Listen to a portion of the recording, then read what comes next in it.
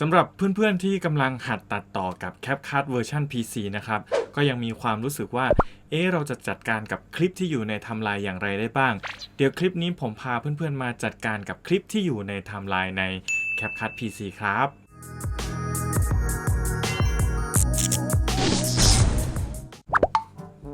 สวัสดีครับเพื่อนๆพบกับผมอีกแล้วครับกับนายต่อยักษ์ในช่อง About Boy สนุมครับกลับมาพบกับเทคนิคการตัดต่อง่ายๆด้วย CapCut เวอร์ชัน PC อีกแล้วครับ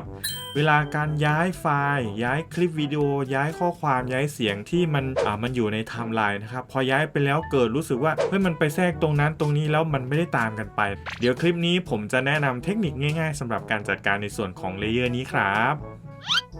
ก่อนเพื่อนๆจะไปชมคลิปนะครับฝากเพื่อนๆกดติดตามนะครับแล้วก็กดกระดิ่งไปแจ้งเตือนทั้งหมดด้วยนะครับจะได้ไม่พลาดคลิปใหม่ๆของช่อง About Boy สนมนะครับขอบคุณมากครับ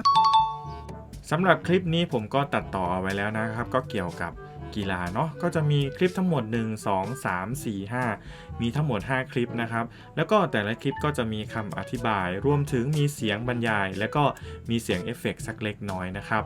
ผมต้องการที่จะสลับตำแหน่งสักเล็กน้อยนะครับโดยทั่วไปแล้วเพื่อนๆก็จะลากเมาส์คุมแบบนี้ใช่ไหมครับแล้วก็ทำการเลื่อนไปให้ไปอยู่ตำแหน่งข้างหน้าผลที่ปรากฏนะครับมันก็จะไปซ้อนอยู่ด้านบนแบบนี้เดี๋ยวมาดูวิธีแก้ไขกันครับให้เพื่อนๆกดกลับก่อนเนาะจากนั้นให้ไปตรงนี้ครับจะมีคำสั่งเปิดแม่เหล็กดูดแทร็กแล้วก็ไปเปิดตรงนี้ครับเป็นแบบลิงก์สองอันนี้นะครับถ้าสมมติว่าเปิดใช้งานจะกลายเป็นสีที่เป็นสีฟ้าหรือสีเขียวตามที่เพื่อนๆเห็นแล้วกันเนาะแล้วเราก็สามารถที่จะดึงไปใส่ตำแหน่งอื่นๆได้นะครับสังเกตว่าพอเราดึงไปนะครับทั้งข้อความเสียงบรรยายรวมถึงเอฟเฟกต์ก็จะตามไปด้วยนั่นเองครับถ้าสมมุติว่าเราปิดลิงก์เวลาเราดึงไปนะครับสังเกตว่าข้อความมันก็จะถูกแตกออกเพราะว่าเราไม่ได้เลือกส่วนนั้นนะครับและอีกอันหนึ่งนะครับผมก็แนะนำให้เพื่อนๆเปิดไปเลยนะครับเป็นเปิด snap อัตโนมัตินะครับก็จะใช้งานร่วมกันทั้ง3อย่างได้ค่อนข้างดีนะครับแต่ถ้าสมมุติว่าเพื่อนๆต้องการอยากจะให้มันดูเรียบร้อยนะครับเวลาเราดึงไปดึงมาเนี่ยให้มันดูสวยงามไม่ต้องมีรกตาแบบนี้เพื่อนๆก็สามารถที่จะลากเมาส์คุมในส่วนที่ต้องการเสร็จแล้วคลิกขวาเลือกคำว่าสร้างแบบรวมนะครับเขาก็จะเอาทั้งข้อความทั้งเสียงเพลงรวมถึงเสียงบรรยายมารวมกันในแท็กเดียวนะครับทำแบบนี้ก็จะดูสบายตายิ่งขึ้นแถมเราสามารถที่จะใส่เลเยอร์ซ้อนทับข้างบนได้มากขึ้นนั่นเองครับอันนี้ก็มีความลักษณะเหมือนกับการจัดกลุ่มที่ใน Photoshop นั่นเองเนาะถ้าสมมติว่าต้องการจะกลับไปแก้ไขเหมือนเดิมเพื่อนๆก็แค่คลิกขวาเลือกคำว่ายกเลิกคลิปแบบรวมนะครับทุกอย่างก็กลับมาและเพื่อนๆก็สามารถที่จะคลิกข้อความแล้วก็ไปแก้ไขข้อความได้เลยครับอีกอย่างหนึ่งนะครับถ้าเพื่อนๆต้องการเห็นพรีวิวในลักษณะที่เวลาเราเลื่อนเมาส์ไปมาตรงนี้นะครับ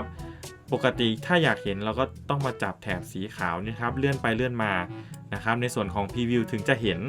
แต่เราก็สามารถที่จะกดปุ่มนี้ครับเขาเรียกว่าเปิดสแกนแสดงตัวอย่างนะครับพอเปิดไปปุ๊บสังเกตว่าเวลาเราเอาเมาส์ลากไปลากมาจะมีเส้นสีส้มๆอยู่ตรงนี้นะครับเวลาเลื่อนไปตรงไหนในส่วนของไทม์ไลน์ก็จะเห็นตัวอย่างบนพรีวิวด้านบนนะครับ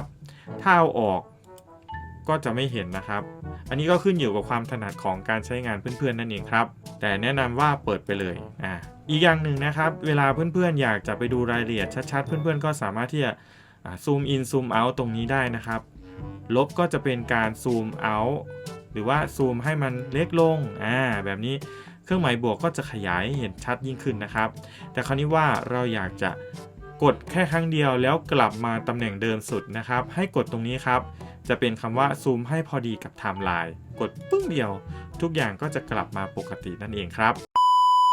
และนี่ก็เป็นวิธีการจัดการในส่วนของคลิปที่อยู่ในไทม์ไลน์แบบง่ายๆครับหวังว่าจะเป็นประโยชน์ไม่มากก็น้อยนะครับถ้าชอบก็อย่าลืมกดไลค์กดแชร์แล้วก็คอมเมนต์มาร่วมพูดคุยกับผมได้เสมอครับและที่สำคัญเลยนะครับถ้าเพื่อนๆไม่อยากพลาดเกี่ยวกับการตัดต่อง่ายๆแบบนี้อย่าลืมกดติดตามและกดกระดิ่งให้ช่อง About Boy สนมด้วยนะครับเพื่อที่จะไม่ได้พลาดทุกการแจ้งเตือนของ YouTube นั่นเองนะครับแล้วเจอกันใหม่ในคลิปหน้าครับบ๊ายบายมีคลิปแนะนำให้เพื่อนๆกดดูได้นะครับ สำหรับใครที่ยังไม่ได้กดติดตามก็กดติดตามเป็นกำลังใจให้ผมด้วยนะครับ ขอบคุณมากครับ